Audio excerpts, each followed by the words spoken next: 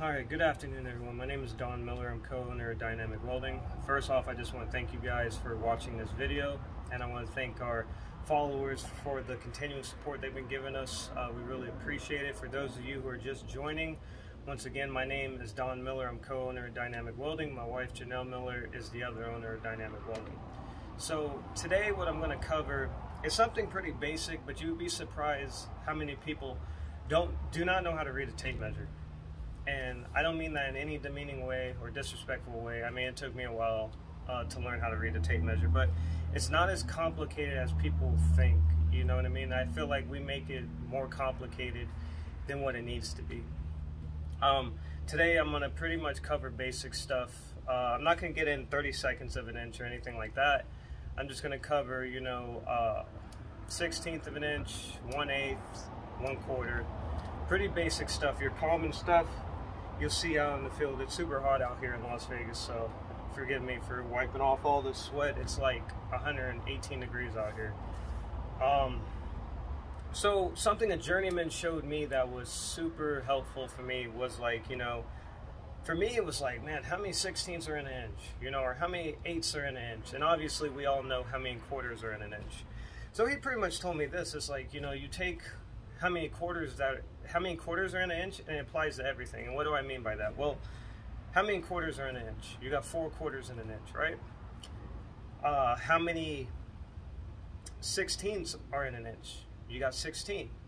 How many 1/8ths or how many 8ths are in an inch? You got 8/8ths. You know what I mean? Then obviously with 30 seconds, there's 30 seconds in an inch. So pretty much after he explained that to me, it started making sense. So I'm gonna pretty much run you through the tape measure real quick, show you, and we'll go from there. So let me take this camera. Okay. We'll start with 1/16 of an inch.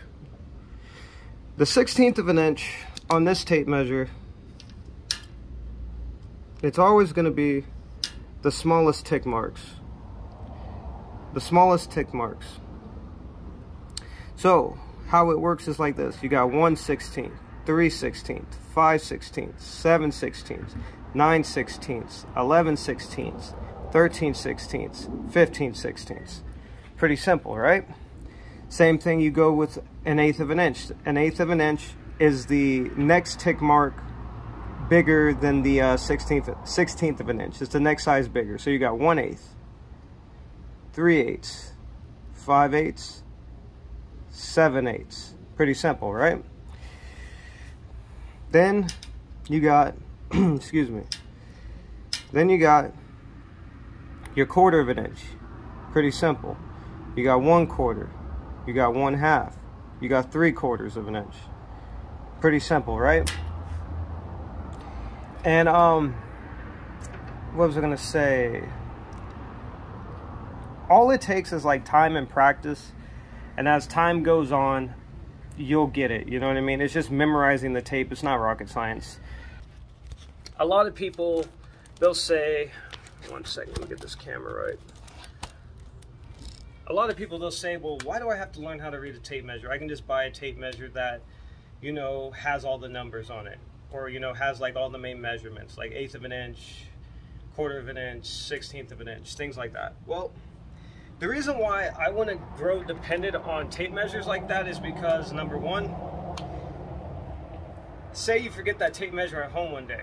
Say you go to work, you leave your tape measure that has all those measurements listed out, and you leave it at home and you show up to work, and now it's like, oh man, like I can't read a tape measure, therefore I left my tape measure at home. Now I'm pretty much done for the day. So you're gonna have to depend on other people to show you measurements and things like that.